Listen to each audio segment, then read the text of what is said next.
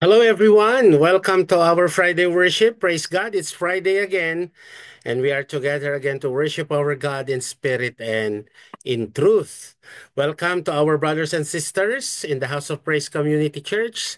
Salamat that you are here again. We are together again.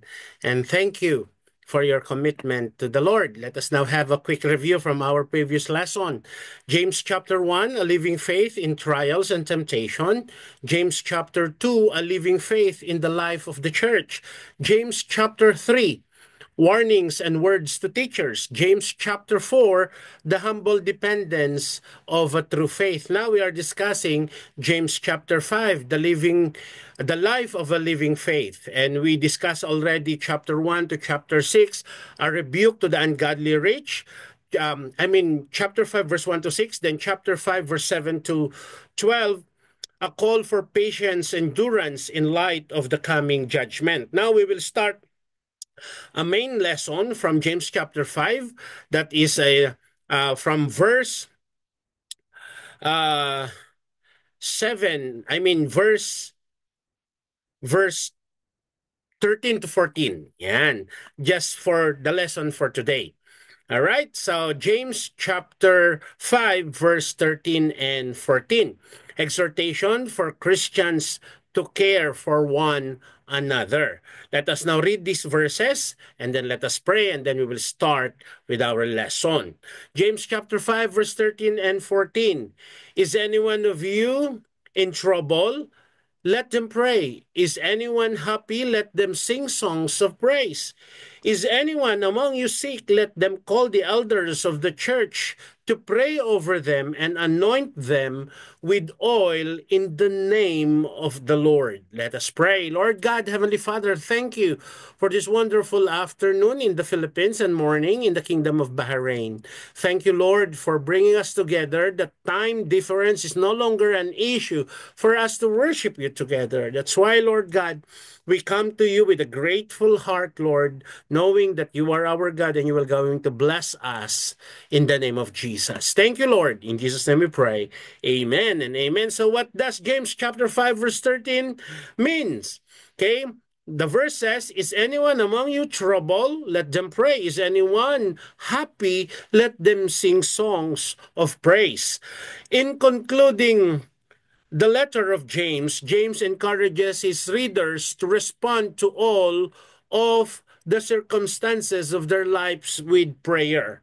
By the way, let me ask, how is our prayer life? Do we still do quiet time? Do we still spend time in prayer? Yeah, that's the question. So that's what people who trust God do. They pray. They communicate to the Lord. This is a consistent theme of James' letter. A person's action prove that what they really believe. Do we still believe that prayer and quiet time to the Lord, spending time with the Lord, is still necessary and necessity among us Christians? So many Christians who is suffering or who is in trouble should naturally be inclined to pray. James' letter began with teaching on how people who trust God should respond to their trials. Trials will come, suffering will come, trouble will come. When it comes, it proves an opportunity to move closer to God, asking for help, asking for strength to remain faithful in the suffering. Do we still do that? Do we still put God in everything, especially at times of our trouble? Or we seek human solutions right away? So a lack of prayer in response to trouble should be a spiritual warning sign. How? It's a symptom for a person who is not living in dependence on God. So when we lack prayer in response to trouble, then there's something wrong already with our Christian walk with our God. Another dangerous signal is not being quick to sing songs of praise to Him when we feel cheerful or happy. Instead, we talk right away to people we perceive we trust them instead of sing praises because we are happy, sing praises to the Lord. Prayer should become the natural response to any circumstances or states of mind for people living in a close trust relationship with our Father. Whether we are in trouble or not, our response to be is always putting God in our lives. We pray, we talk to Him first. If prayer doesn't come naturally to us, James calls us to do it anyway. Whether it feels awkward or as normal as breathing, prayer is a key way that believers express their faith in God. Okay, whether we are inspired or we are in the mood or not to pray, whether we are in bad shape or in good shape, we are still encouraged to pray. So, how's our prayer life now, my friend? Huh?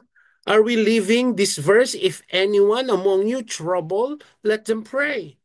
If anyone happy, let them sing praises or let them sing songs of praise.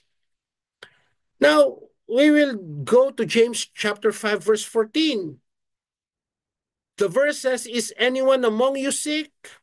Let them call the elders of the church to pray over them and anoint them with oil in the name of the Lord.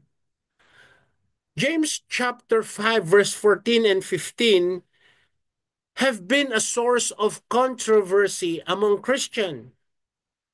Why? Because the question James is asking is how should believers respond when they are sick?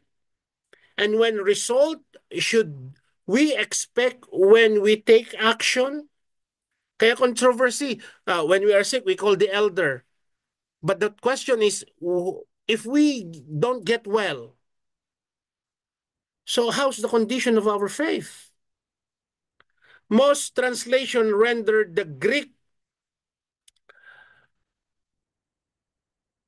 of the word sick into astene.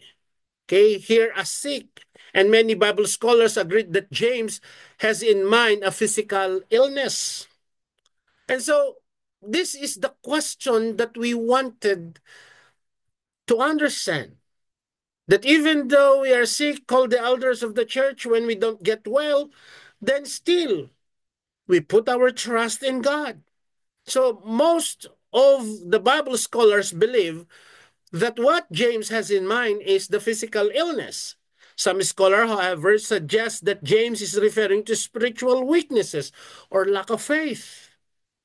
The Greek word is sometimes translated in that or a similar sense in Romans chapter 5, verse 6. Please open your Bible. Romans chapter 5, verse 6. You see, a just and right time when we were still powerless, Christ died for the ungodly. Here, the word carries mostly a sense of weakness or being feeble. What does it mean by being feeble? Meaning to say being weak. Okay? So, if James has a spiritual weakness in mind, his instruction is directed to someone who does not feel firm in his faith. This might be because of ongoing suffering or some other cause. Such a person should call for the elders and spiritual leaders of the church to pray for him. This instruction comes with the promise that the Lord will reestablish his faith and that any sin responsible for his spiritual weakness will be forgiven. When we get sick, what do we do first? Ask for medicine? Go to the doctor? If not, go to Albulario, the quack doctor? Sad to say, many Christians still consulted to quack doctors for rituals for healing. The other responsibility is that James simply means for someone with a physical illness to do the same, with the promise of the eventually physical healing and the assurance of forgiveness of sin. So, whatever the case, the elders are called to anoint this unwell person with oil in the name of the Lord. To anoint someone with oil in the culture of the time, during their time, meant to pour oil over them on one of four possible purposes. It's not only putting an oil on your finger or your palm and then lay your hand to the person. In their culture during that time, they will get, just like this water is supposed to be, oil is inside or olive oil is inside, they're going to pour the water, I mean the oil, to the person, literal. Okay, pouring the oil to the person. So here are the four possible purposes why they pour oil over the sick person. Number one, oil was sometimes used in an ancient world as a general medical or medicinal cure. It has a medicinal cure. Number two, at other times, it was used to express concern as a physical demonstration of emotional care for a person. So if they will pour out oil, they're expressing their emotional care to the person. And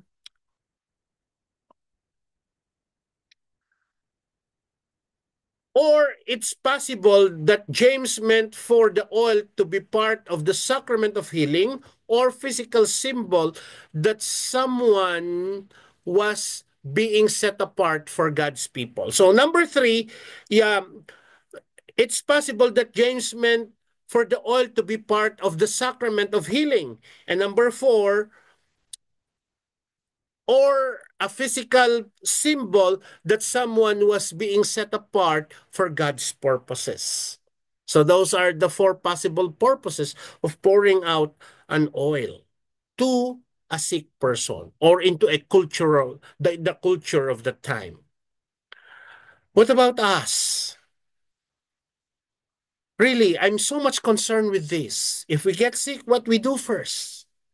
So, whatever the physical answer are to this question, we can all agree on several things from this verse. First, God doesn't intend for Christian to suffer alone, nor does God wants Christian to pray for themselves in private without ever revealing their problems.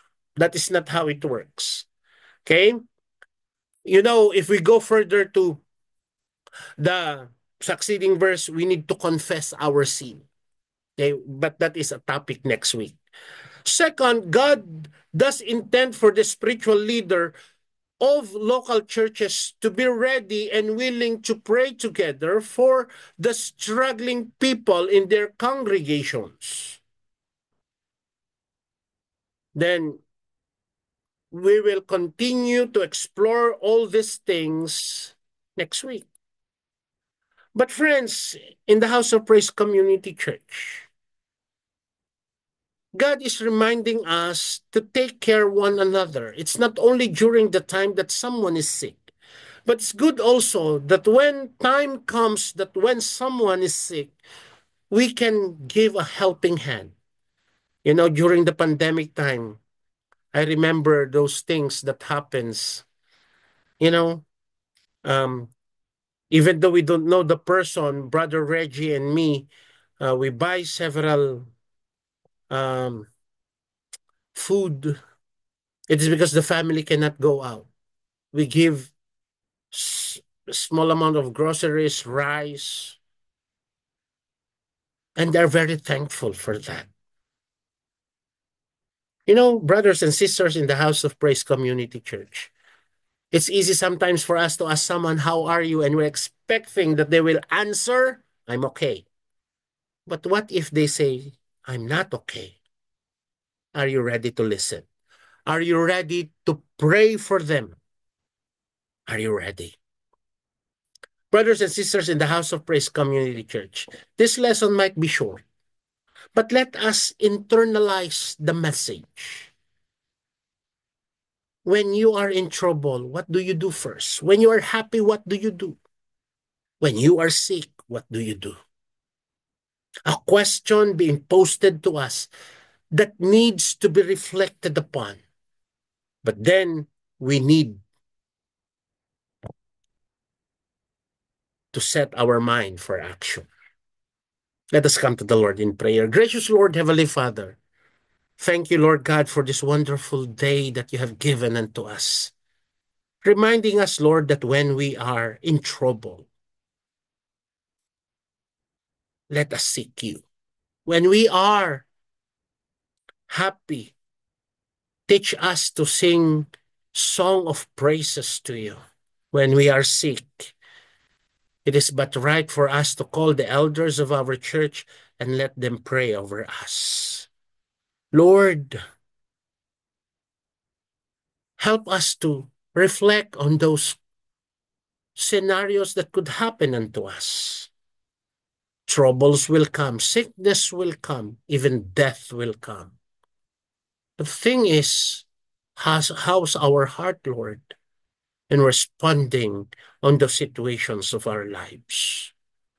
Father, thank you for my brothers and sisters in the House of Praise Community Church.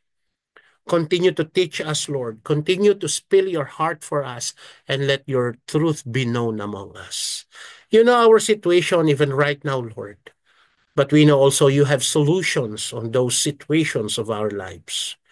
Just that, Lord, help us to fix our eyes upon you because you are the author and perfecter of our faith. Father, we bring back to you all the praises and glory. In Jesus' name we pray. Amen and amen. Brothers and sisters in the House of Praise Community Church, we will see each other again next week and let us ponder the remaining verses in James chapter 5, the last chapter of this book. Once again, we say, to God be the glory.